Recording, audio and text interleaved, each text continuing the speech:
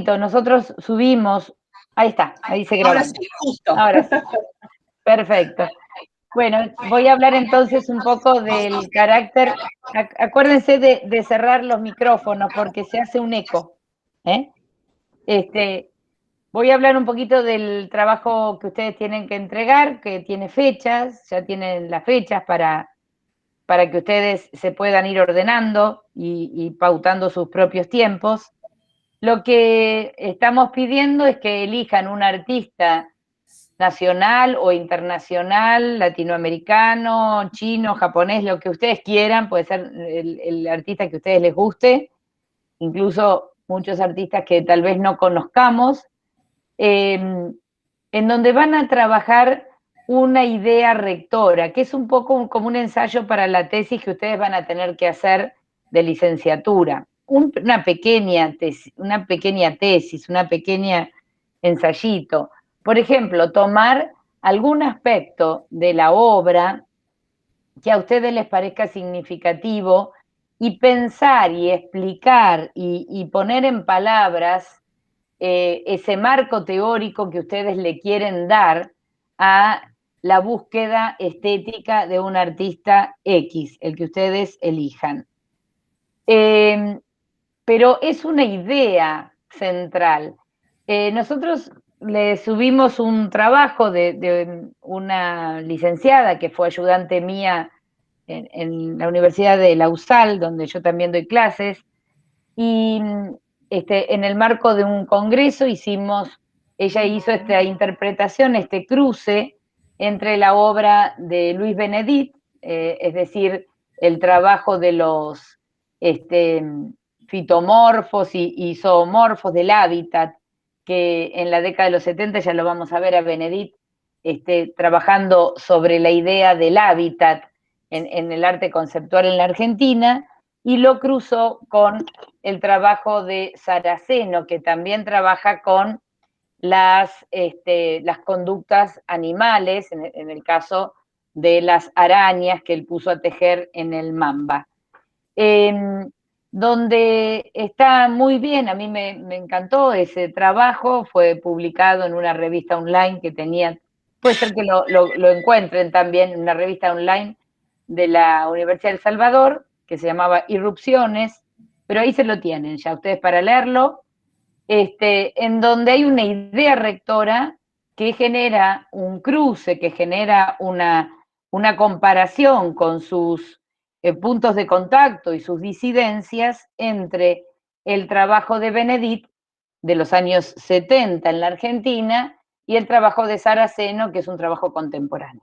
Entonces, lo que ustedes tienen que buscar es eso. No tienen por qué trabajarlo en comparación con otro artista, pero lo que sí les pedimos es que puedan formular, que este es el objetivo del trabajo, que puedan formular con claridad cuál es la propuesta estética, cuáles son los medios, cuáles son los soportes materiales que el artista trabaja, cómo lo correlaciona con alguna problemática contemporánea, ya sea el problema del medio ambiente, el problema de género, el problema del trabajo en el mundo contemporáneo, de las comunicaciones, etcétera. No sé, pongo ejemplos, pero que esté bien, que es despejar una hipótesis, o sea, trabajar sobre una idea rectora.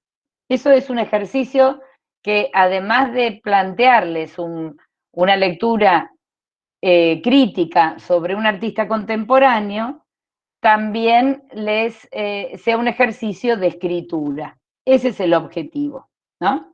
¿Está claro? Ese es el objetivo que buscamos y queremos, fíjense cómo pueden citar, cómo pueden ordenar esa escritura en una introducción, en un desarrollo y en una conclusión, que es una forma clásica y estandarizada de presentar un texto académico, pero que a efectos de que sea un texto claro y ameno, además, justamente trabajar el lenguaje para que sea lo más claro, preciso, eso facilita siempre mucho la lectura de quienes en algún momento van a evaluar su tesina para cumplir la licenciatura. Entonces, es un poco esto. Y además, involucrarlos con el análisis de un artista contemporáneo. Busquen a alguien que les guste, busquen un trabajo que ustedes se sientan afín, que sientan que es interesante para ustedes. Bueno. Perdón. Sí. El ensayo en la consigna decía que nos apoyemos en los textos de estética. ¿Cuáles son? Está muy bien. No le pusimos los textos de estética. Bueno, vamos a hacer una lista de distintos trabajos. Voy a hacer una lista y con una pequeña sinopsis de textos de referencia. Pero ustedes pueden buscar, no sé, ¿han tenido estética en la carrera también? Sí. Sí. Sí, Bueno, claro. los que ustedes hayan leído, les haya gustado, pero nosotros podemos poner otros más para que puedan trabajar como referentes.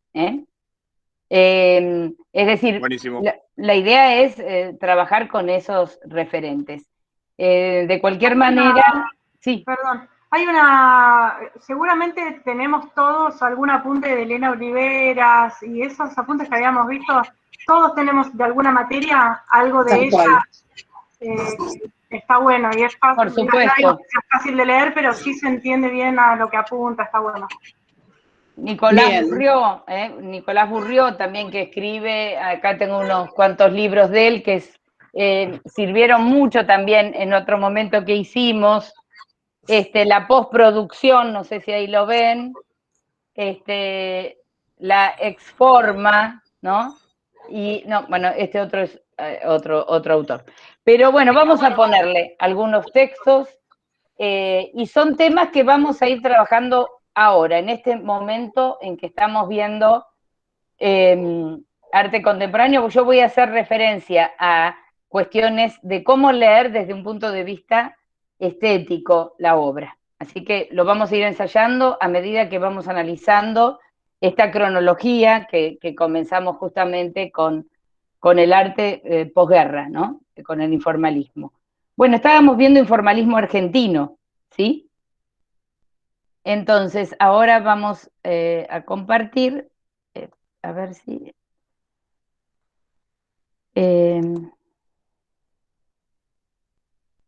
no sé si acá... Pero, a ver si... Ahí está. Ahora sí. A ver si... Díganme cuando lo ven.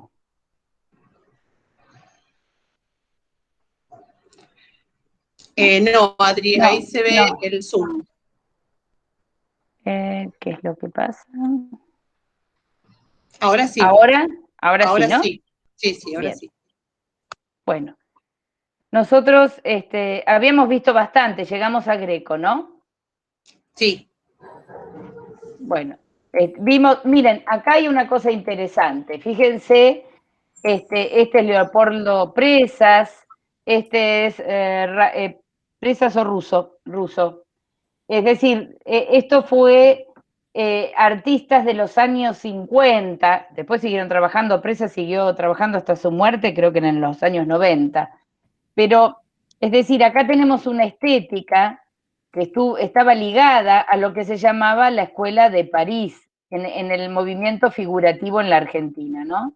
Es decir, todavía acá lo que vale, lo que hay valores formales, es decir, la obra se entiende justamente por el valor del uso del color, de la composición, más allá que esto puede ser una naturaleza muerta con sandía, ¿no? No sé cuál es el título de esta obra, perdonen, o las figuras de Presas que son muy entre Modigliani, Picasso, y siempre dentro de la que fue la corriente figurativa.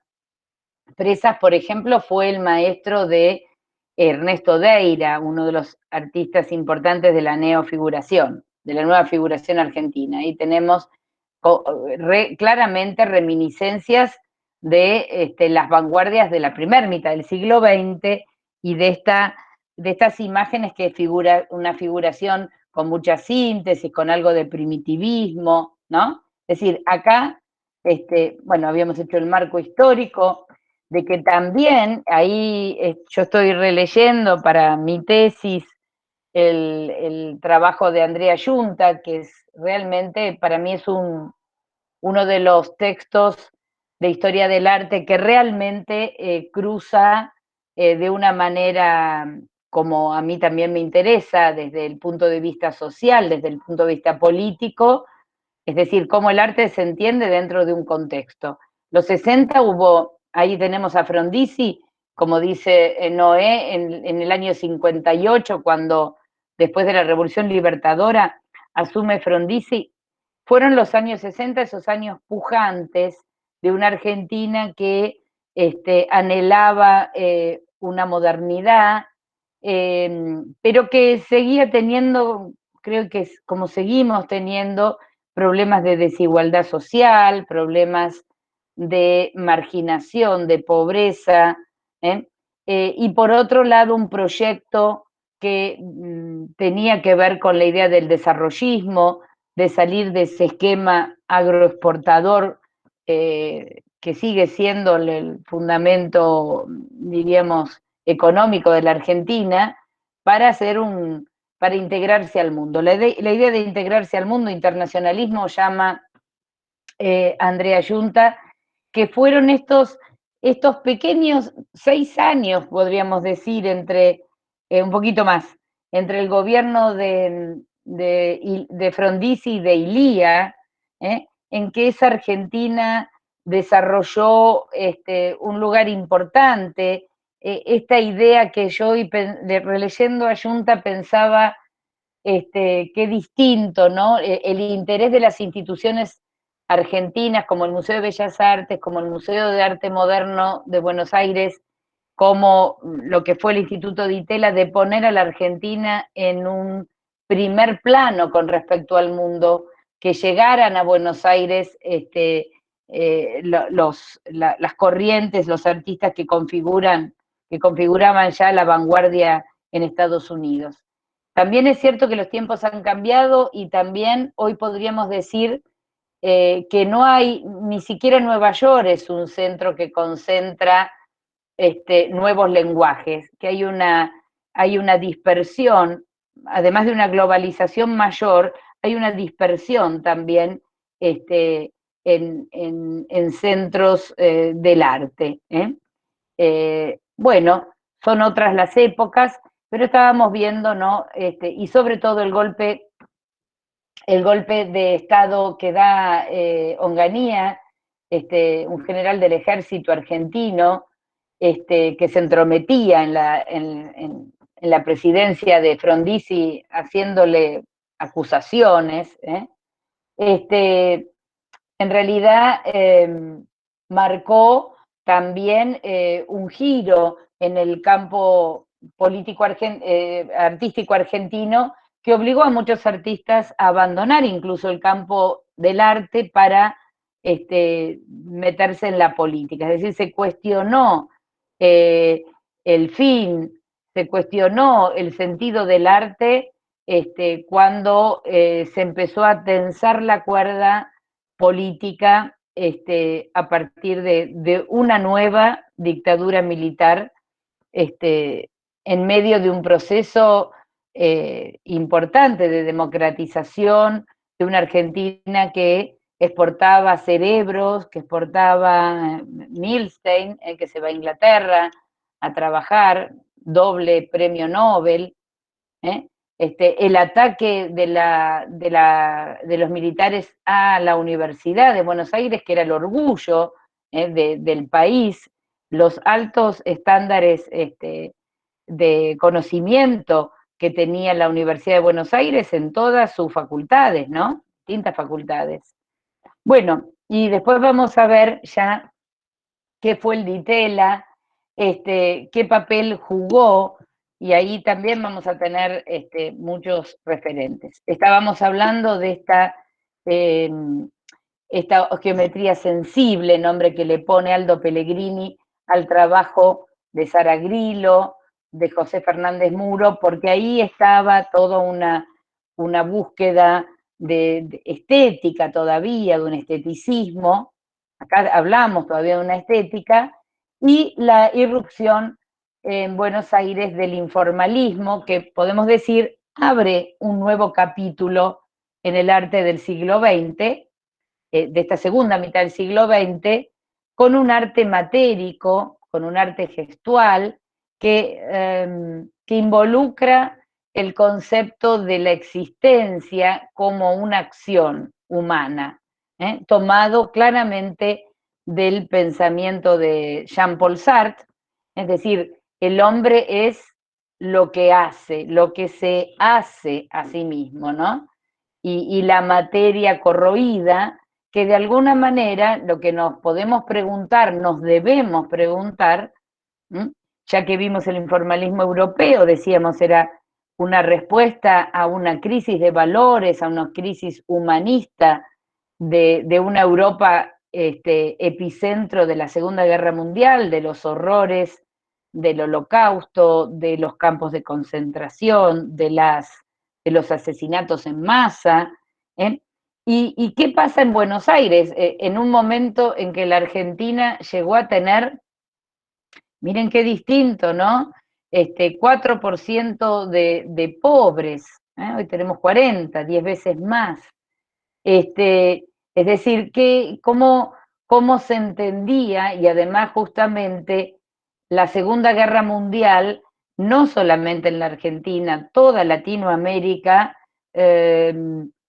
creció económicamente por sustitución industrial, es decir, empezaron a aparecer fábricas para sustituir aquellos mercaderías que eran importadas. ¿Cómo? Claro. Sí, ibas a decir, perdón. No, perdón, justamente eso, sustitución de importaciones. Exactamente, sustitución de importaciones, que tiene que ver con esta idea de que, bueno, había que fabricarlo acá, porque no llegaba, pero además teníamos algo extraordinario, poníamos el precio que queríamos de cereales y carnes que tenían que ir a alimentar a los ejércitos. Entonces, y sobre todo a los ejércitos de las alianzas, no de los aliados, no del eje, ¿no? En algo también controvertido, porque durante el periodo de Perón hubo muchos sectores del peronismo, incluso el mismo Perón, que tenían simpatías con el régimen, sobre todo de Italia, con Mussolini. Bueno, con temas complicados, y los hay, como todos los temas, cuando uno empieza a estudiarlos bien. Ahora, la pregunta del millón, ¿por qué la Argentina, que empieza a avanzar, que empieza a percibirse, y esto creo que, esto lo digo, no sé si respaldándome en algún texto concreto, pero la Argentina empieza a percibirse como un país que ya está ahí en vías de desarrollo, más bien desarrollado que en vías de desarrollo, sobre todo porque cuando veamos el Ditela, que justamente nace del apoyo económico de los excedentes de una empresa argentina que tenía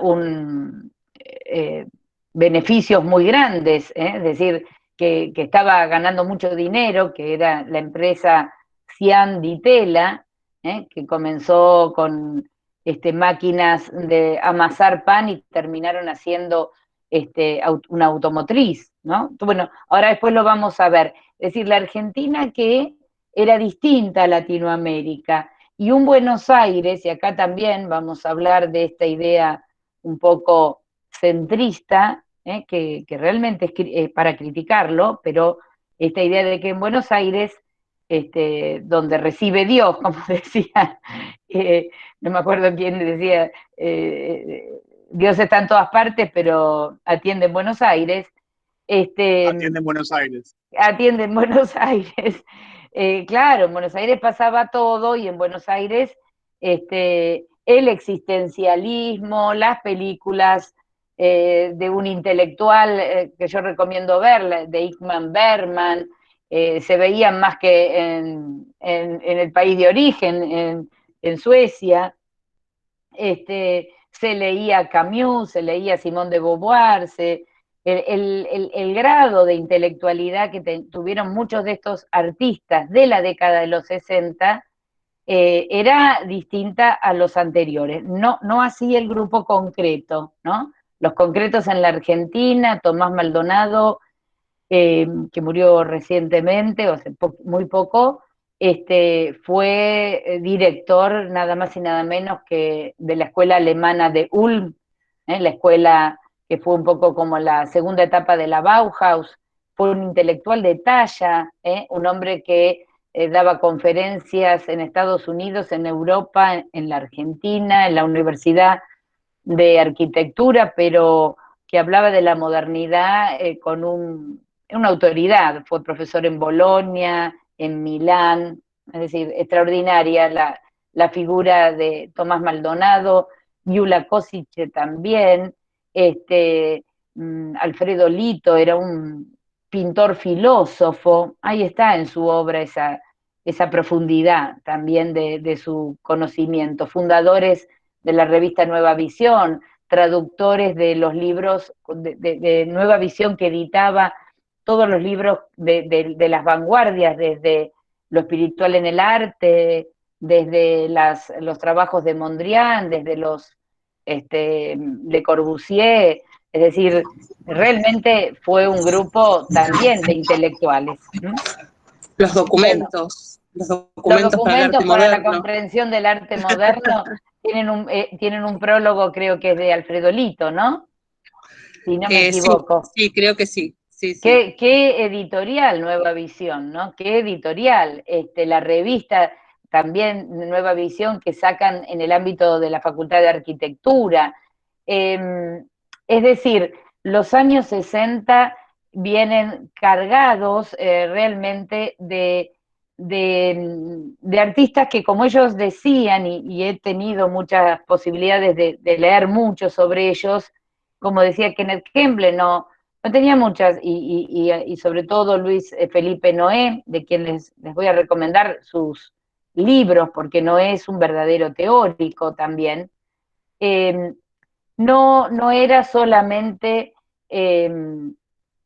dicen, no teníamos expectativas de vender mucho, no había un éxito comercial como pudieron tener los norteamericanos, que del expresionismo abstracto, muchos de ellos terminaron siendo hombres de ricos, porque los norteamericanos compran arte.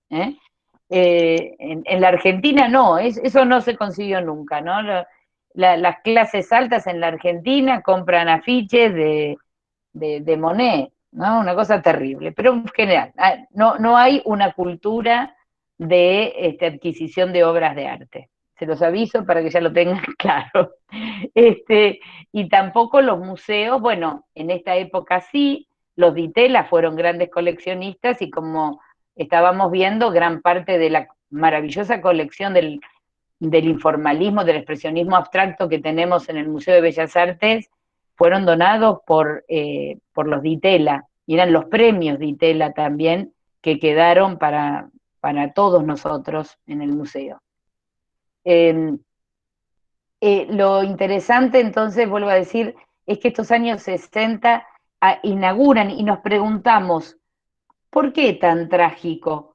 ¿Qué es lo trágico en un país donde se planteaba el desarrollo, donde la escuela pública era la única que existía? Quiero contar esto porque además yo lo he vivido, es decir, todos los niños, sean de el hijo del médico, del agrimensor, del abogado, de la señora que hace servicio doméstico, todos los niños iban a escuelas públicas, ¿no? La escuela pública era un orgullo, el respeto que había a los maestros, es decir, el problema de la educación era un tema que en los 60, 70, yo recuerdo muy bien el lugar que tenían los maestros, ¿no? Esto lo hemos perdido, la escuela pública se ha perdido, que es la mejor forma de nivelar. ¿Por qué aparece esta visión trágica en una Argentina que dijimos va a indagar en un informalismo, podríamos decir, ecléctico, ¿no? Tomo esta palabra que me parece interesante porque no tiene la pureza no es una copia de lo que se hacía ni en Estados Unidos ni en Europa, ¿no? Uno podrá decir, bueno, sí, pero vinieron después que el tachismo de los alemanes, de los franceses, pero vamos a ver cuál es el sentido, y esto es lo que me gustaría transmitir, ¿no? Decíamos, la figura de Alberto Greco fue una figura que tocó el fondo, que tocó, que llevó a una idea de la vivencia, como el vivo dito, ¿no? Es decir, esa necesidad vivencial, que fue parte de esa década de los 60 que se reveló sobre todo en el informalismo contra el buen gusto. Esto era rebelarse contra una sociedad muy acartonada también, muy prejuiciosa, muy conservadora, como toda, porque nosotros decimos Buenos Aires, atiende Dios, ¿no? Pero claro, Buenos Aires al lado de París y de Nueva York es una ciudad provinciana, es decir, hay que entender estas relaciones que se establecen entre una cosa y otra, ¿no? Al que le interese este tema, hay un ensayo extraordinario de Beatriz Arlo que se llama Buenos Aires, una modernidad periférica, Buenos Aires 1920-1930, donde ella hace un paneo de otra década brillante, que fueron los años 20, es decir, cuando se introduce la vanguardia literaria, cuando Borges trae el ultraísmo, es decir, la ruptura de los versos rimados se rompe con la rima, aparece Oliverio Girondo, es esa vanguardia argentina que trabaja en la periferia, ¿no? Y hay otros libros maravillosos que yo no los he leído, pero una amiga que es especialista en literatura me decía los análisis que ella hace de Borges, un escritor en la orilla, creo que se llama así, de Sarlo, un escritor en la orilla. Es decir, también tenemos que entender esta idea de esta relación centro-periferia, ¿no? Alberto Greco va a fondo, trabaja este verde quemado, ¿no? Esta idea de una pintura en la que orina, en la que deconstruye todo el concepto de buena forma, de lo bello, de la armonía, de los colores complementarios, es decir, lo sórdido que tenemos en estas obras donde trabaja con brea, es decir, con materiales imposibles de que los hubiera tomado un artista académico en esa época, ¿no? Es decir, es la irrupción de una vanguardia, pero ya no es una vanguardia optimista, no es la vanguardia utópica del cubismo o del constructivismo ruso para una sociedad superadora de los estamentos sociales. Es decir, acá... Mariana, sí. Perdón, una pregunta, antes que sacaste el tema de la literatura, Sábato no trabajaba también con el existencialismo y no buscaba como la parte oscura de los personajes, capaz que, bueno, viste que los artistas están todos juntos, se conocen, y por ahí tenían alguna visión negativa de la realidad por más que Argentina estaba en desarrollo. Muy bueno lo que planteas. Miren, siempre estamos siempre estamos cojos, siempre estamos a medias, cuando no podemos conocer todo el plano de la cultura de una época. Debo admitir que no leí nada de Sábato, el informe de ciegos, es decir, hay muchas cosas Sábato es un escritor que hay que leerlo para entender también la década de los 60, que además pintaba muy de manera informalista. He visto sí las obras de Sábato, que estaría bueno verlas, también porque él tenía esta dedicación, no digo, no era aficionado, pintaba en serio, Ernesto Sábato, pero es muy importante entender qué pasaba, cómo funcionaba también la literatura en ese momento, ¿no? Es decir, es muy importante. La figura de Cortázar, la aparición también de los cronopios, ¿no? Estos cuentos que hace Cortázar que inventa una palabra, los cronopios que son, uno lee Casa Tomada de Cortázar, esa idea de algo que te está ahogando, ¿no? Es decir, fue el boom de la literatura argentina en los 60, latinoamericana, ¿no? Es el momento que aparece también el realismo mágico de Gabriel García Márquez, Cien años de soledad, tiene un éxito editorial nunca visto, bueno, gana el premio Nobel de literatura, hablando justamente de Macondo, de ese lugar de Latinoamérica, ¿no? Digamos, fue realmente un momento muy importante y debo decirte que tenés razón, hay que leer a Sábato.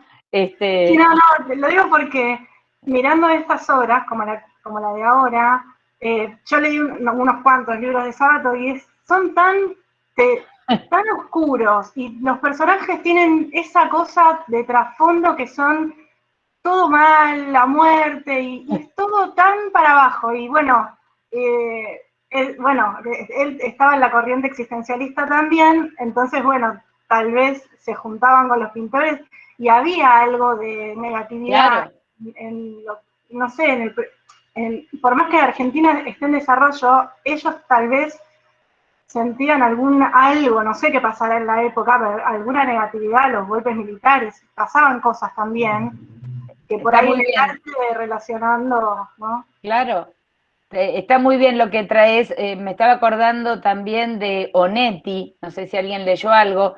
Es impresionante, no se puede leer a Onetti porque te suicidás después que lo lees. Es terrible, uno de los grandes escritores uruguayos, no me acuerdo cómo se llama de nombre Onetti, este, es terrible también. Es decir, es una gran melancolía, una gran, hay como dos cosas, ¿no? Un momento de mucha fuerza vivencial, pero digo, pega muy fuerte el existencialismo, Sartre, Camus, se leen muchísimo en la Argentina, y además aparece el psicoanálisis, ¿no? Acá sí les voy a recomendar un libro que se llama Nuestros años 60, de Oscar Terán, que Terán también murió hace poco, un historiador de la cultura. Tiene todo lo que vean de él, cómprenlo, todo es bueno, todo es fácil de leer, todo está perfecto. Están también las clases que él daba en varios capítulos de las ideas argentinas, las clases que él daba en filosofía y letras, en la carrera de historia del pensamiento argentino, en la materia historia del pensamiento argentino, y realmente él dice había tres grandes ejes, el psicoanálisis, el marxismo, que va a atravesar toda la década de los 60, 70, ¿eh? y el existencialismo, ¿no? Psicoanálisis, existencialismo, sobre todo a través de la figura de Heidegger primero en la universidad y después de Sartre, y el psicoanálisis con Freud y también en la Argentina con Lacan. Muy importante, uno de los que va a difundir el pensamiento lacaniano es Oscar Mazota, un joven que muere prematuramente y que daba charlas en el Ditela. Después ya vamos a referirnos a Mazota. Sí, esto era brea y óleo, ¿no? Este verde, no hay informalista que haya llegado a esta materialidad negadora de todo que hace Greco. Bueno, ya lo vimos a Greco, voy a adelantar un poquito porque el tiempo se nos va. Y como dijimos, fue el disparador de todo. Es muy lindo lo que dice Noé cuando dice Greco lo citaban todos, lo querían todos, y cuando una sociedad cita a alguien es porque lo necesita. Una sociedad llena de prejuicios, Greco era el antiprejuicio, ¿no? Era la ruptura con todos los prejuicios. Ahí lo tenemos, esto lo vimos, ¿no? Sí. Vimos todo esto, ¿no? ¿Terminamos de ver Greco? Sí. Entrábamos a Kenneth Kemble. Creo que sí. Sí. Sí, Bueno. Kenneth Kemble Sí, y el arte entramos destructivo. Ahí está. tal cual. Perfecto. Bueno, también se rescató una famosa, que tal vez en ese momento pasó inadvertida, ¿no? Estamos hablando ahora de Buenos Aires, y de Buenos Aires vamos a hablar como decía John King, que escribe un libro sobre el Di Tella, lo que fue la manzana loca, es decir, donde estaba el Instituto Di Tella, entre la calle Viamonte, Florida, no sé si era Tucumán y Paraguay, no sé bien cuáles eran la manzana, en donde se nucleaban las galerías, los artistas, que por supuesto estaban en el mundillo de estos artistas. Sí podemos decir que en los 60 hubo un trabajo de grupo. Los artistas no trabajaban tan individualmente, sino que formaron grupos, como este grupo que formó un poco Kenneth Kemble, noviembre de 1971, ahí lo tienen, la galería Lirolai, era una galería que era la parte de atrás de una librería, cuya curadora, no se llamaba en ese momento curadora, pero quien estaba a cargo de las muestras de arte fue la esposa de Pablo Curatella Manes, Germaine Derbeck, una francesa que Pablo Curatella Manes vivió muchísimos años en París, tuvo un hijo, y luego vienen a vivir a Buenos Aires, y Germaine Derbeck es la que le va a dar lugar a estas experiencias en ese momento ultra modernas, ultra vanguardistas. Arte destructivo.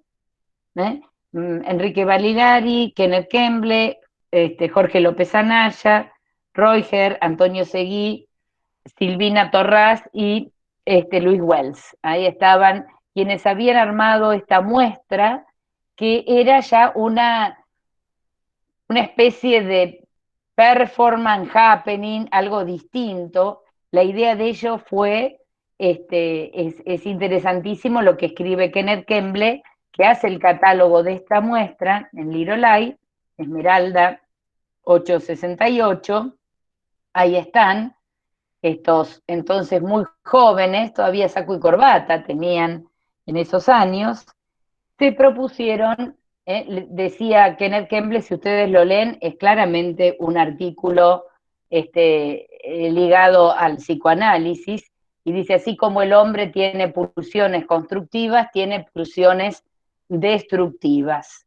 Yo diría, lo que Freud dice, no soy una especialista ni conozco mucho de Freud, ¿no? Pero el eros y tánatos, la pulsión de vida y la pulsión de muerte.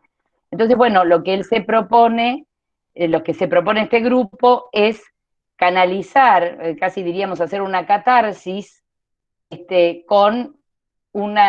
fueron a buscar objetos de la quema, en ese momento como un basural, y que consistía en mostrar este horror, ¿no? Muñecos quemados, sillas destruidas, es decir, ahí está Kenneth Kemble con su moñito, muy López Anaya, que después se dedicó a la historia del arte, decía, nosotros éramos señoritos de Barrio Norte, pero nos ayudaron en ese momento un grupo interesante, que ojalá podamos ver, que es el grupo Espartaco, que iban a la quema y trajeron parte de esto. Ahí está. Interesante leer el catálogo, esto lo voy a agregar, después algunos textos los vamos a escanear y se los vamos a pasar, cuando Kenneth Kemble dice lo importante que es canalizar estas pulsiones, esta fuerza interior en la destrucción de cosas y no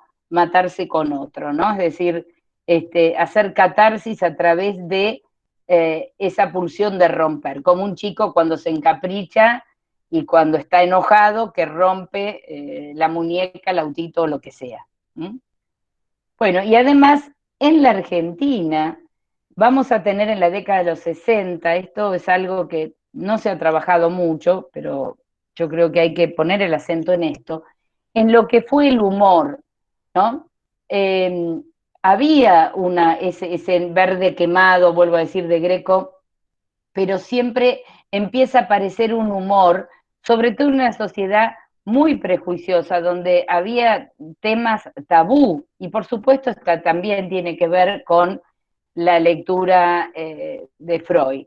Esta obra se llama Prohibida 1, en donde habían tomado, esta obra se destruyeron, ¿no? Por supuesto, un sillón encontrado en la quema, encontrado en el basural, al que le habían sacado la estopa y evidentemente nos remite a un sexo femenino, ¿no? Esto es la idea del humor, que justamente el humor que hace, saca a flote también temas tabú como los temas sexuales. En general todos los chistes tienen que ver con el sexo, ¿no? Ya lo sabemos.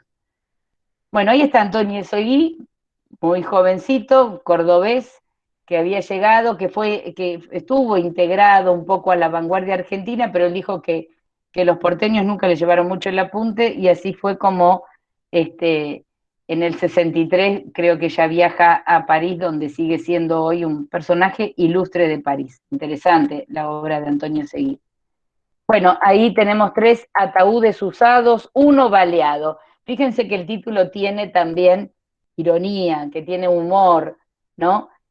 Ahora, mostrar en es decir, piensen en los años 60, una muestra donde hay ataúdes sacados de una quema, donde además creo que se entraba por se escuchaba también la voz de Romero Brés dando un discurso junto con otro personaje también, un poco dada, ¿no? No se entendía bien, como un discurso superpuesto con otro, era de alguna manera también una burla a las categorías del arte. Esto es lo que está rompiendo en ese momento,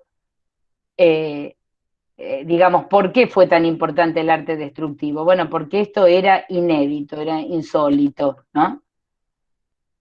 Miren los paraguas, la gente diría, ¿qué, esto es arte? ¿Esto puede ser arte? Intervinieron todos, incluso ayudaron el grupo que ya estaba formado de la nueva figuración, eran amigos, había un clima interesante donde todos los artistas confluían, es decir, el grupo de los informalistas, el grupo de la nueva figuración y tan distinto, y sin embargo todos conectados. Ahí lo veíamos Alberto Greco abrazado a Marta Minujín, y el grupo que va a formar el pop argentino. Es decir, que tienen realmente líneas distintas, pero y Espartaco, y el grupo Espartaco. Ahí vemos como una relación, ¿no?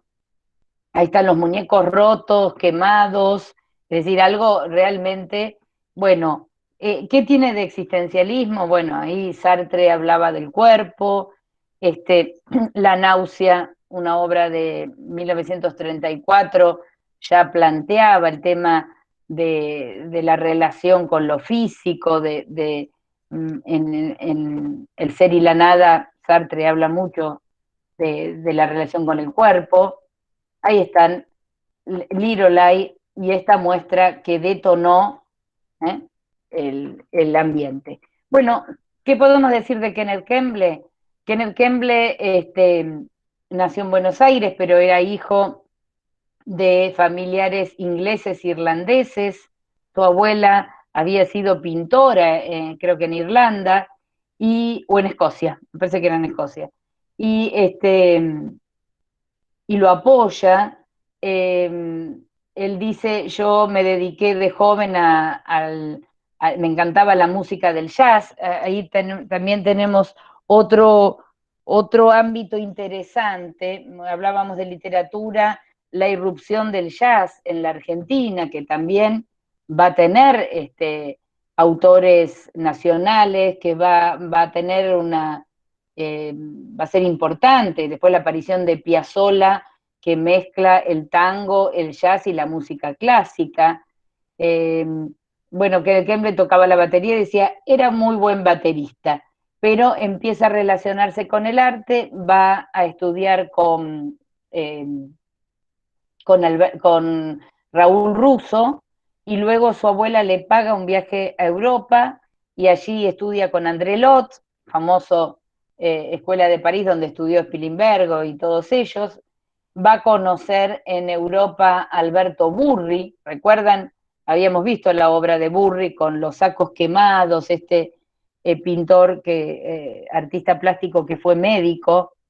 Y luego en Francia conoce a una muy joven muchacha norteamericana, se casa y va a vivir a Boston, y en Boston va a tener una relación importante con todo el grupo del expresionismo abstracto. Lo conoce a Motherwell, lo conoce a Franz Kline, y cuando vuelve a Buenos Aires le van a ofrecer escribir, o él lo crea, no sé, una sección editorial del Buenos Aires Herald en inglés, una sección de artes.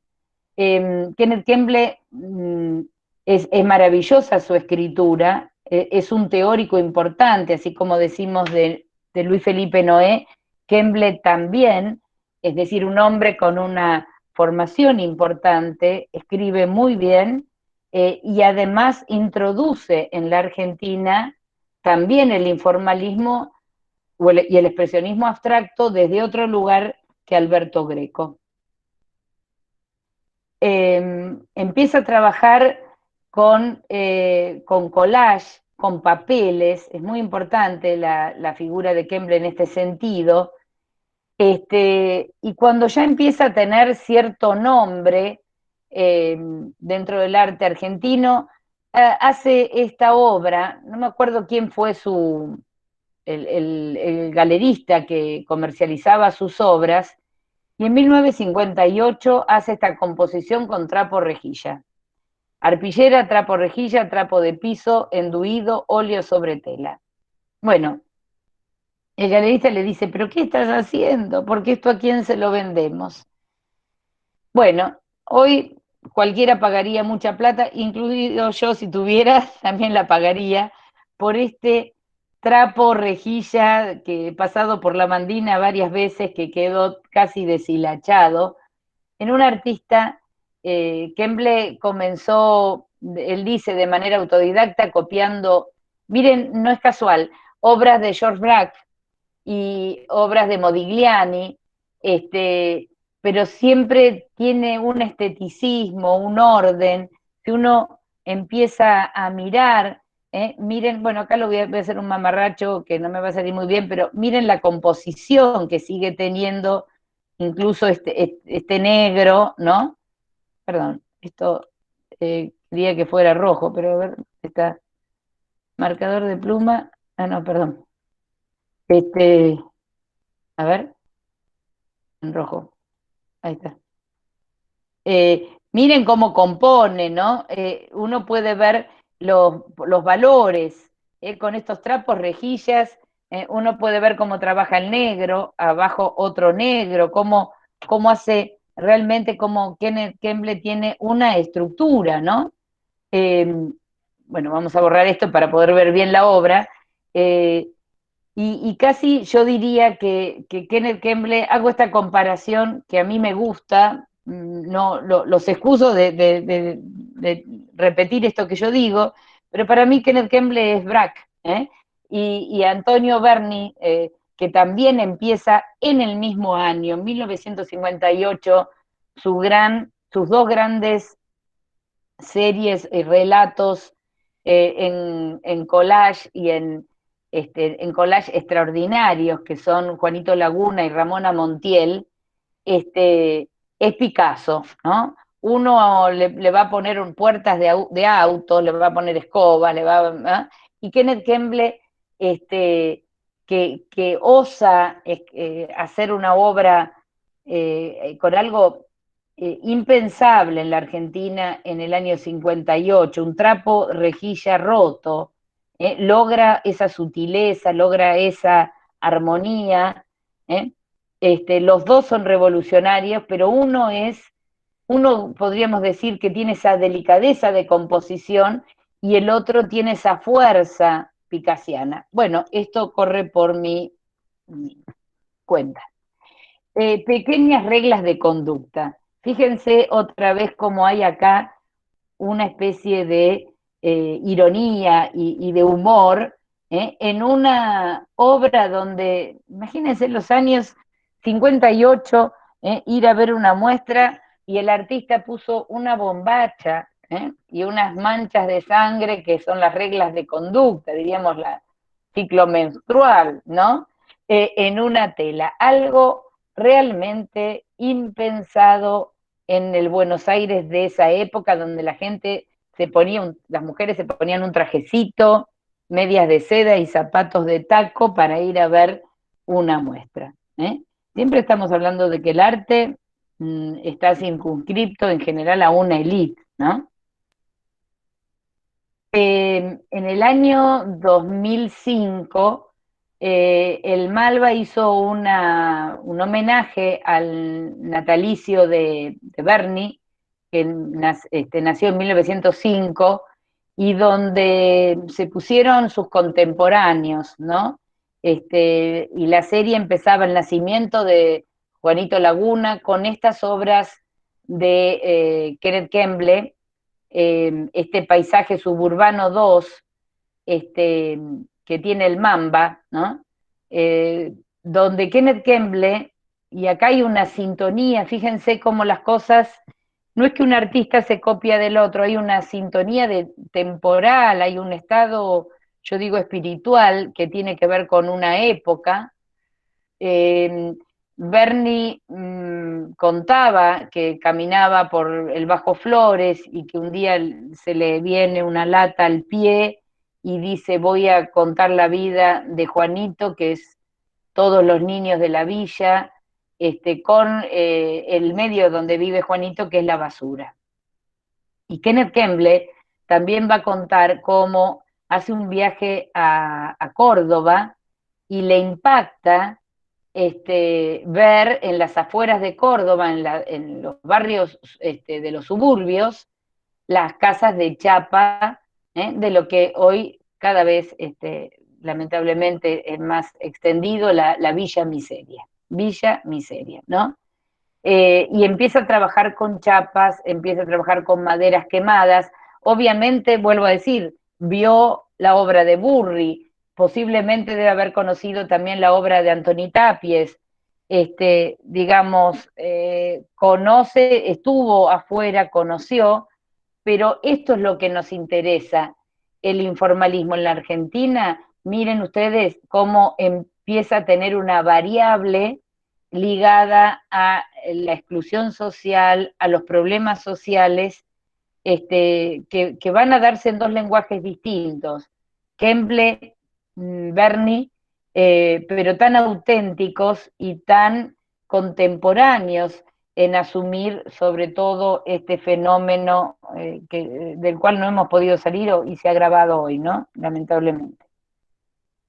Bueno, él va a empezar a trabajar con remanentes de papeles la europea, entonces va a trabajar con papeles de papelar paredes. Recuerden ustedes que también en los años 60, 70 la gente empapelaba las paredes, no dejaban blanco, y empieza a jugar con la idea de lo rico y lo pobre. También hay un aspecto político, esta obra, también en ese momento hay una gran experiencia, la obra de Kenneth Kemble es fantástica en el manejo de enduido, óleo sobre hardboard, también sobre, él trabaja mucho sobre superficie dura, estas rayaduras, es decir, fíjense cómo uno puede decir es informalista, pero no es una copia de, y menos en un artista de la talla de Kenneth Kemble.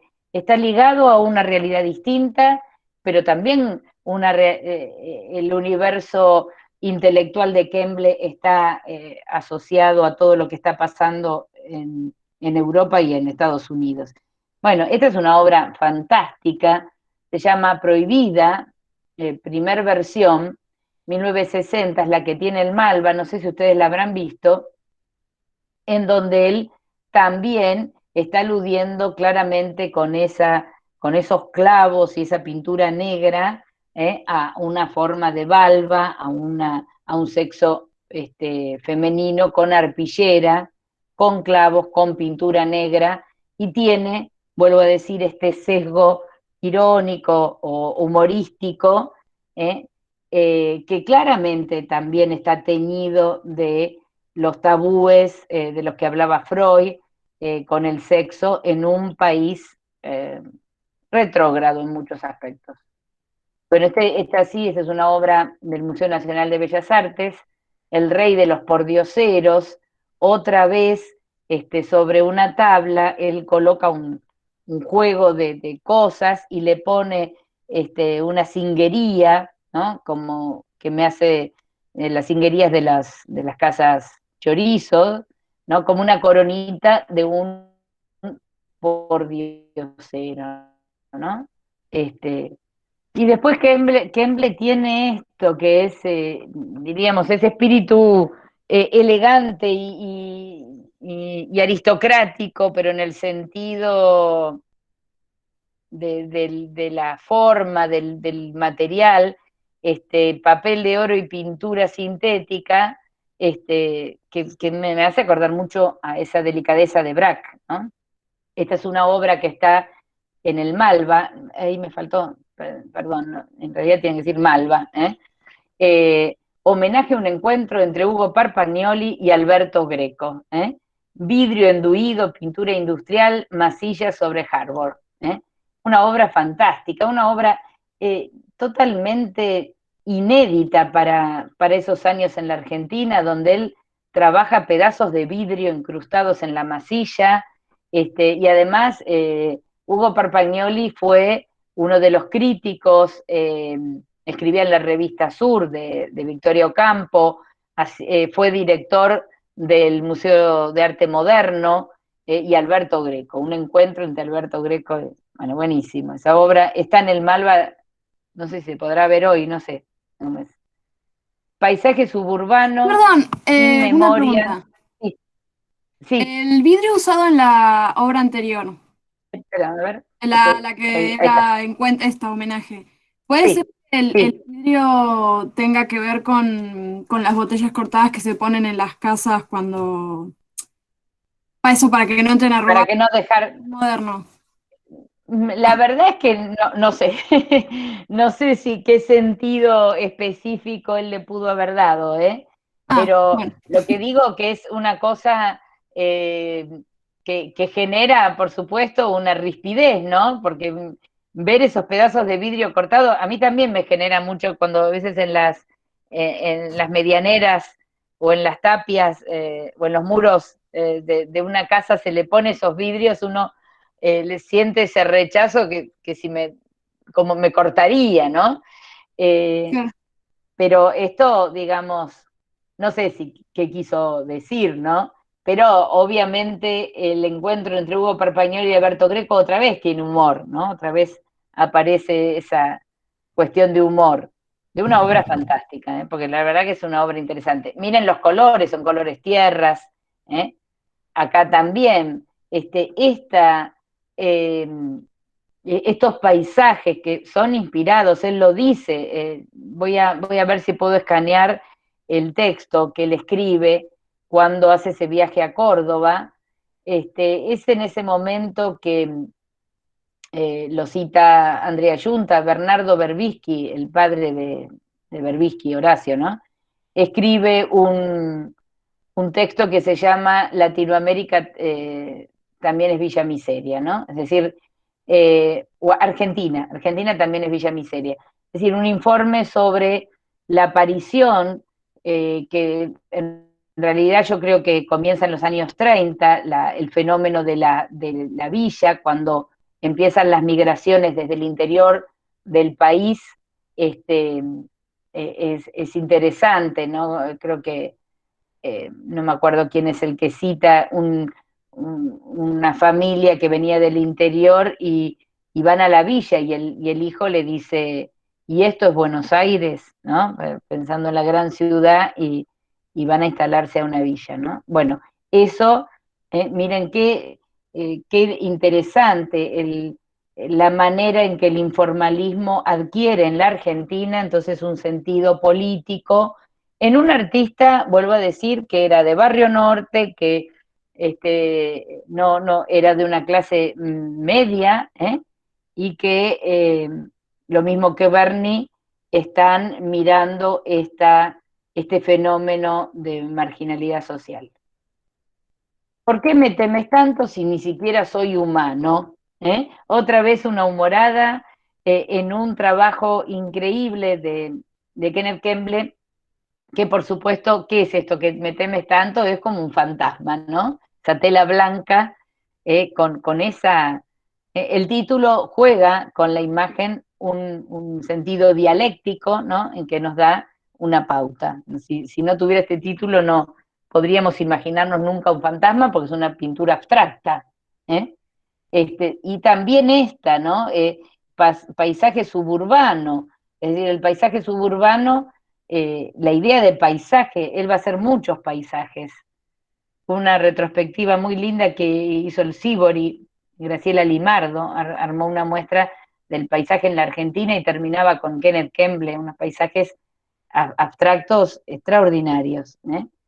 Y también Kenneth Kemble va a trabajar el tachismo. Miren, en esta obra, que es pequeñita, 32x8, él fue docente durante muchos años, explicaba toda la técnica de pintura a través de una ventanita. Esto me lo dijeron alumnas de él, la visión de una ventana, pero los touch, las manchas que los expresionistas abstractos hacían de manera, diríamos, aleatoria, como una escritura automática, él hacía los bocetos y después los pasaba en grande. O sea, no tiene, siempre tiene como una elegancia porque hay un trabajo de boceto y de obra final. Formas, esta es tu pierna y este es mi vientre embarazado. Miren el título que tiene esta obra, que nos recuerda mucho. Él dice que él quería emular más la figura de Motherwell, pero nos recuerda mucho más a Franz Kline. Bueno, está sin título. Creo que esta también es del Museo de Arte Moderno de Buenos Aires. Después él trabajó también esto muy interesante, que es como si fuera un negativo, ¿no? La idea de la negatividad, como si ese negro ponía la pintura y la expandía semiseca con un trapo y generaba esta idea de casi de radiografía. Esta parece como si fuera, no sé, un fósil, una columna vertebral de un animal prehistórico, ¿no? En telas muy grandes. En los 60, los artistas empiezan a trabajar telas muy grandes. Esta tiene 2x3, y se llama Tiburón. Otra vez Kenneth Kemble juega en ese linde entre la abstracción y lo figurativo. Fíjense que, bueno, no sé si lo ven, ¿no? Pero acá parece que fuera el ala de un tiburón que uno podría ver en el mar. Retrato de un artista carcomido por la ambición. Me encanta este título. Y acá tenemos como una obra neofigurativa, porque uno podría ver acá también un perfil, un ojo, una mandíbula, ¿no? Un busto, medio cuerpo, un busto. Homenaje a Luis, otra obra que también nos da cuenta de la hermandad que se formaron en ese momento en grupos. Muy amigo de Kenneth Kemble fue Luis Güell, bueno, fue porque Kemble murió, Luis Güell no. Cilindros de cartón, ¿no? Está hecho como si fueran estos cilindros que se envuelven las telas, muy matérico, muy casi diríamos escultórico, ¿no? Y pequeño teatrito es con lo que yo les decía, que él juega con estos remanentes de papel de empapelar, en donde genera ciertos discursos, ¿no? Es como, perdón, profe, pero sí, como se nota como muy equilibrado, ¿no? Como muy pensadas las obras, como que a pesar de ser collage o trabajar con distintos materiales, ¿no? La manera en que los encaja y hace que coincidan unos con otros es como eso, delicado. A mí como que me llama eso la atención. sí, exactamente lo que decís. Por eso digo, si ustedes ven Braque, miren la obra de Braque. Braque era muy equilibrado, con Picasso hizo los primeros collages, que él, en lugar de usar cualquier cosa, las obras de Braque eran collages llamadas papier collé, es decir, solamente en dibujos Braque ponía papel de diario, ¿no? Trabajaba con papel de diario, con una hoja de una guía, de teléfonos que existía antes en otra época, ya no existen más. Trabajaba con esas cosas, pero siempre en dibujo. Picasso hacía de todo, con chapas, hacía esculturas. Bueno, por eso digo que se asimilan tanto. Ahora, miren esta obra que también da cuenta, ya en el año 63, es decir, antes del famoso golpe, y hablando de cómo fueron atravesados este gran discurso importante, la lectura del marxismo. No nos olvidemos, en el año 59, la Revolución Cubana fue muy fuerte en la Argentina, uno de cuyos líderes era el Che Guevara, un argentino, ¿no? Es decir, la idea de este concepto del imperialismo, es decir, el Ditela va a estar, Romero Bress va a mirar a Estados Unidos, va a invitar a los popes norteamericanos como Clement Greenberg, como Alfred Barr, a ser jurados del Ditela, pero también aparecía esta toma de conciencia de lo que en ese momento, bueno, y los años 70 también va a ser la idea del imperialismo norteamericano, ¿no? Esta obra se llama Invasión. ¿Qué hace Kenneth Kemble? Un gofrado, en dorado, precioso, ¿no? Que es un símbolo, acá sí podemos interpretarlo como un símbolo del oro. El oro, acá el mapa de Canadá y Estados Unidos, y acá aparece cortado con papel de papelar, rojo, que toma Cuba, ¿no? Es decir, acá leemos claramente una obra informalista, política, en donde nos está hablando de esa marea roja que sería el comunismo. Ahí ustedes pueden leer cómo en ese momento de la Guerra Fría, Kennedy arma ¿cómo se llamaba? ¿La crisis de los misiles, profe? No, sí, la crisis de los misiles, pero también la Alianza para el Progreso. ¿Qué era la Alianza para el Progreso? Era un programa para el desarrollo cultural, poner plata para el desarrollo cultural en Latinoamérica, de alguna manera atajando esta influencia tan fuerte que en algún momento se pensó que la Revolución Cubana iba, bueno, claramente el Che Guevara, que va a morir asesinado en Bolivia, estaba buscando una base para proyectar la revolución. ¿Dónde quería ir el Che? A la Argentina, obviamente. Es decir, este tema de la Alianza para el Progreso, que Estados Unidos pergeña como un sistema anticomunista, miren en esta obra está claramente aludiendo a ese tema. Eso es lo bueno del arte, que nos da la medida exacta de lo que se pensaba en ese momento, ¿no?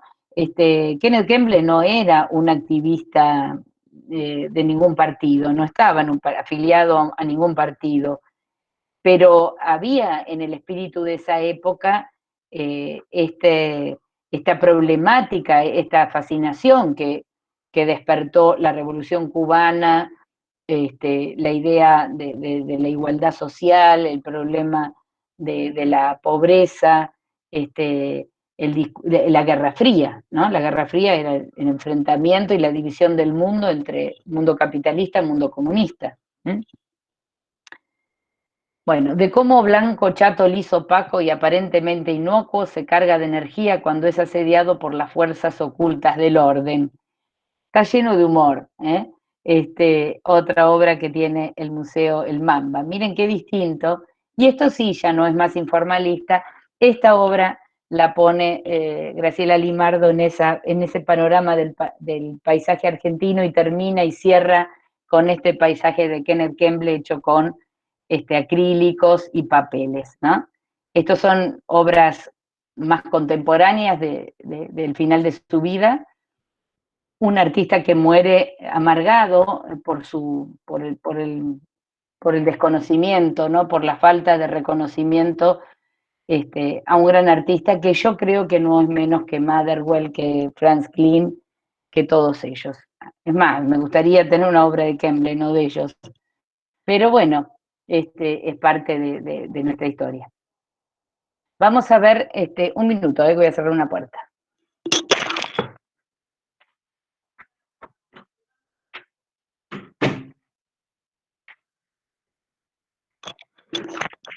Bueno, vamos a ver la obra de Rubén Santantonin. Santantonin fue un artista autodidacta, fue el co-creador de la Menezunda junto con Marta Minujín, que va a ser el arte cosa.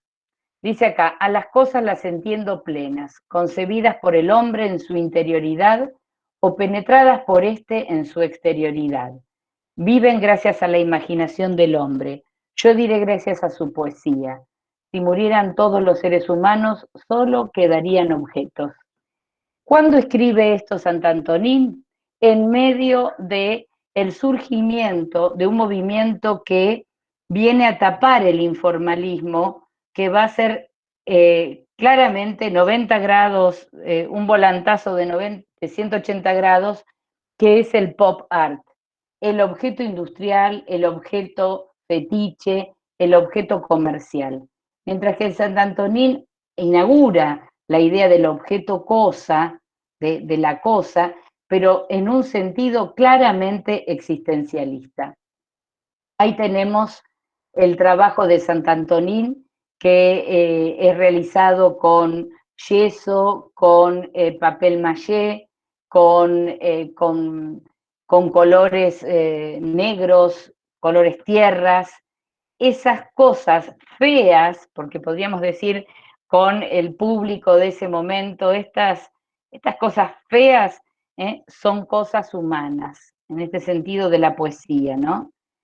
Santantonin, no sé exactamente cuál fue su problemática, él llegó a romper toda la obra, y muchas de estas obras se reconstruyeron en estos objetos cosas, que él dice son humanas, son la proyección del hombre, Heidegger, ¿no? El hombre proyectando, colgadas, esta es otra obra que tiene el Museo de Arte Moderno, La Mordaza, 1961, otra vez un tema, un informalismo escultórico que plantea también la opresión, en estos colores, vuelvo a decir, tierras, blancos o negros. Estas obras fueron reconstruidas, creo que por Jorge Helf, y estaban con tanza colocadas como para que uno se las lleve por delante, es decir, a la altura de la cabeza del espectador, objetos, cosas, que también para su época eran realmente una vanguardia ¿eh? Profe, Sí. pregunta, ¿y en la época eran comprendidas, o sea, de esa manera, como vanguardia y, no sé, tenían lugares donde se mostraban o no? Está muy bien tu pregunta. Bueno, sí, en la época eran comprendidos porque en ese momento, también les sugiero leer el texto de Andrea Yunta, se forma, cuando ella habla de las instituciones, cuando ella habla de todo el cuerpo, o sea, ¿por qué surgieron tantos artistas y tan buenos en los 60? Bueno, porque también había un plafón institucional que lo sostuvo, entre ellos la figura tan importante de Jorge Romero Bress, que era un hombre que venía de la Facultad de Filosofía y Letras de La Plata, que tenía una gran cultura, que conocía y que apoyaba, lo mismo que Hugo Parpagnoli, lo mismo que, es decir, hubo apoyos a estos artistas. La Menezunda que hace Rubén Santantonín con Marta Minujín, lo hicieron las dos, es de los dos la obra. Se pudo hacer porque también había un apoyo económico del Ditela, es decir, fueron apoyados. A ver, pero caso Emilio Renard, vamos a ver ahora Santantonín, no sé bien cuál es el motivo, pero termina suicidándose. Emilio Renard murió, también se suicidó. Y terrible su vida personal.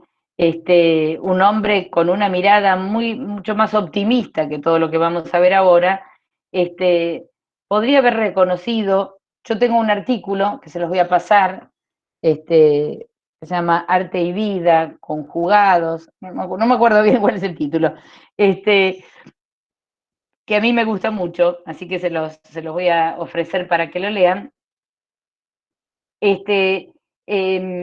Justamente muere olvidado, sus obras están prácticamente destruidas, y yo lo comparo con la obra de Joseph Beuys, pero creo que si Emilio Renard hubiera tenido la suerte de haber nacido en otro país, lo conoceríamos como a Beuys. Nació en la Argentina y quedó después olvidado. Ahora, en su momento, él va a ganar todos los premios. En ese momento, por ejemplo, el premio Ver y Estimar, que era el que había organizado Jorge Romero Bress, va a ganar el premio BRAC, que otorgaba la alianza francesa, muy importante, era una beca a París durante bastante tiempo, gana el premio Ditela, es decir, ganó todos los premios. O sea, hubo un acompañamiento y hubo gente que entendía estas obras increíbles que va a hacer Emilio Renard. La única obra que se conserva es esta, que es la que está el Biocosmos. Esta es una imagen del Malva, no sé si la han visto, supongo que sí.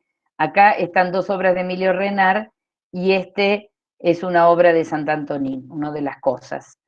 Bueno, ¿qué es esto? ¿Qué es el Biocosmos? Emilio Renard empieza a trabajar desde un informalismo, podríamos decir, ligado también a un concepto de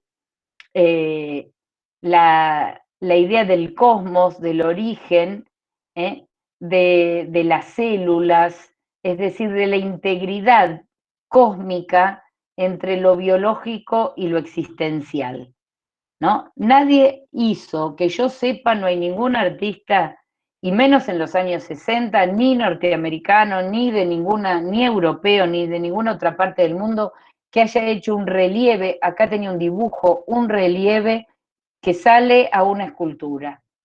Es decir, la integración del arte en esta, casi como una metáfora del Big Bang. Él leía a Sagai es el físico que hacía divulgación popular de la física. Sagan. Sagan. Isaac Sagan, era norteamericano, ¿no? Yo tengo Carl Sagan, no sé si... Carl Sagan, perfecto, Carl Sagan, y también leía a Freud, es decir, fíjense que, vuelvo a decir, estaba todo, pero él busca como una unidad, como una vuelta a materializar, a crear una metáfora de la integración del cuerpo, de las células, de la Tierra, del Big Bang, ¿no? Desde el origen del cosmos. Miren qué belleza, miren qué trabajo. Emilio Renard fue un creador, quería armar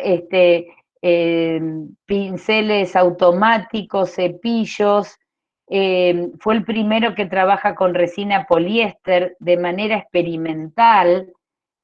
Estas obras, el profesor Pino Monques, que es profesor de Luna, restaurador del Museo de Arte Moderno, tiene todo un desarrollo porque restauró las pocas, son 5 biocosmos y quedaron 2, una obra extraordinaria que se destruyó, que la Argentina no cuidó, que ninguna institución cuidó, por suerte está esta entera.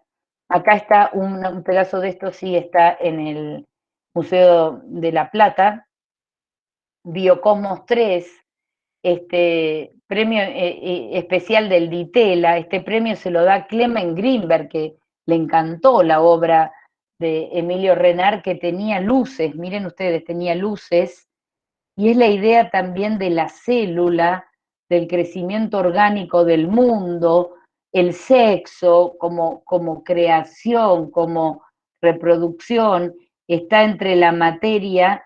Pensemos que en ese momento también teníamos al gran maestro que pudo alcanzar fama internacional porque fue a vivir a Italia, Lucio Fontana, ¿no?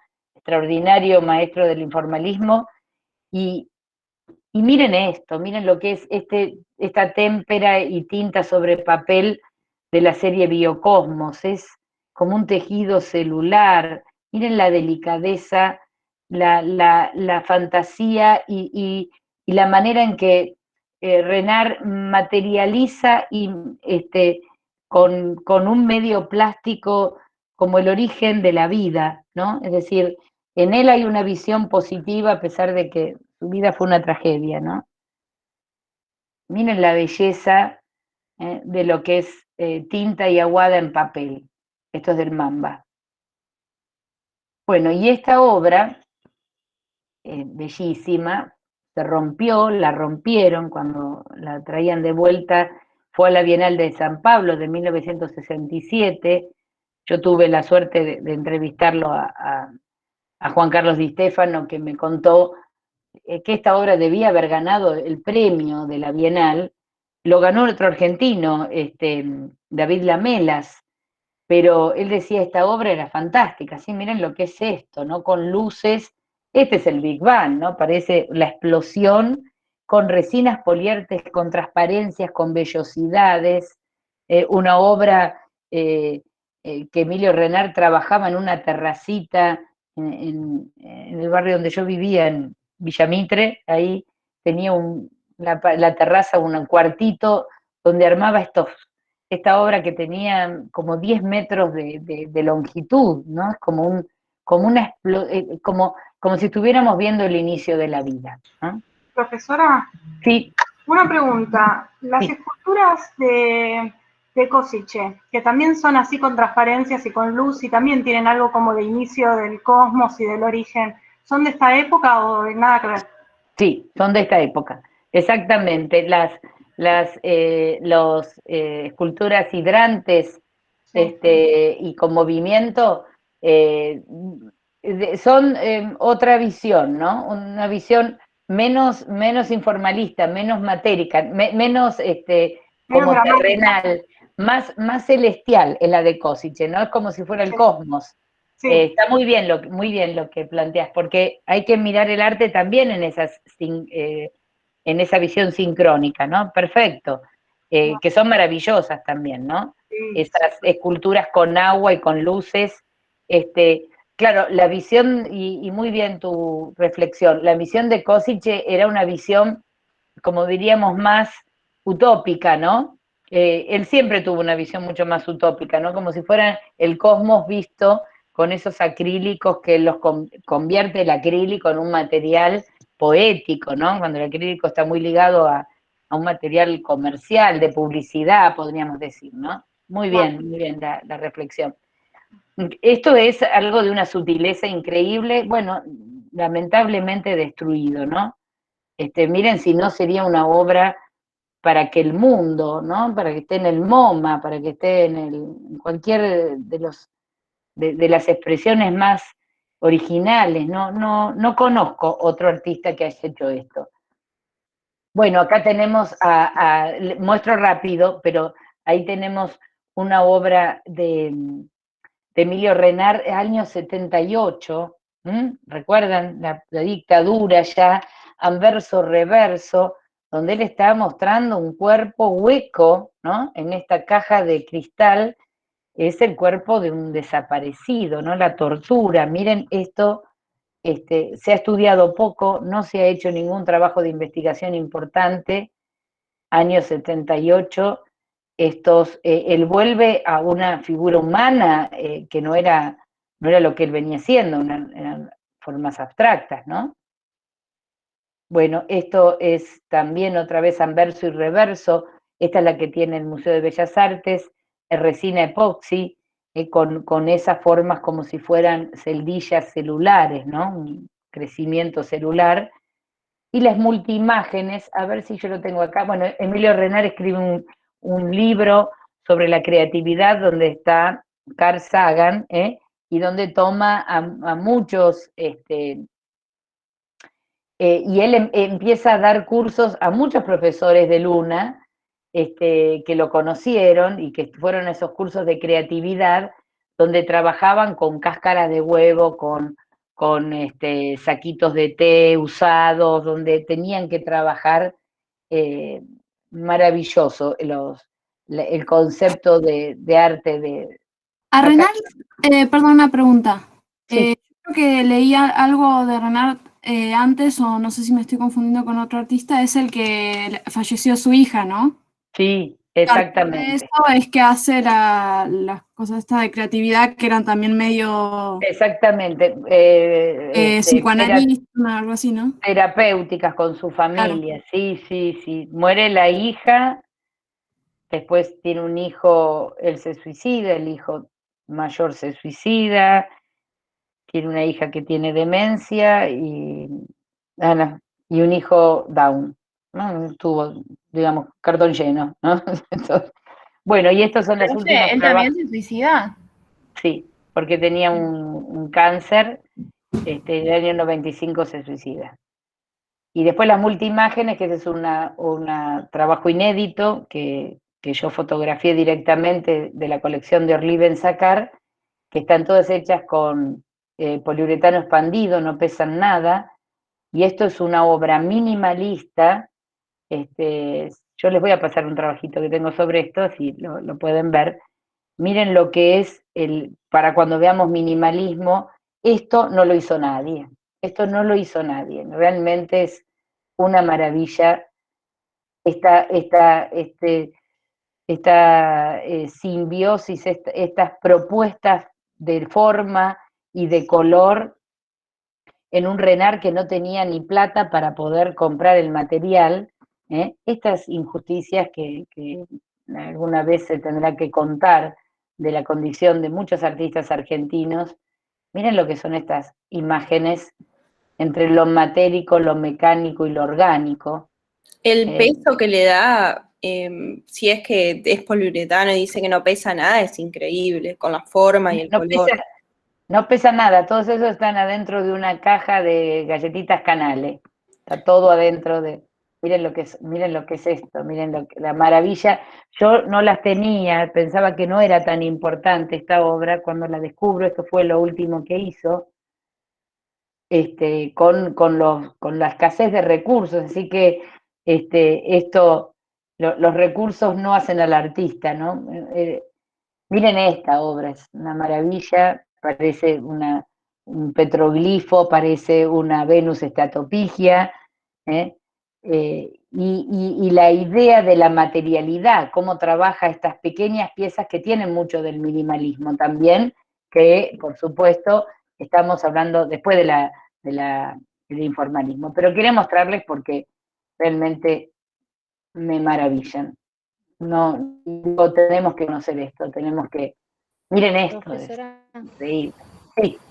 Profe, ¿qué tamaño tienen? Porque no, parecen gigantes, pero quizás no, son chiquititas, tienen creo que 25 centímetros. Bueno, quieren, ahí terminamos el informalismo, bueno, lo vimos a Renar, yo después les voy a mandar ese texto mío, si quieren leer. ¿Esto qué es? ¿Qué me está pasando? Profe, después páselo si puede. Bueno, cómo no. Es como una actualización que te había aparecido. ¿Quieren descansar 5 minutos, 10 minutos y empezamos el pop, ¿no? Perfecto. Dale. Bueno, nos vemos entonces en un ratito. Menos 10 nos vemos. Menos 10 estamos todos de nuevo, así. Bueno, profe. Gracias, hasta luego.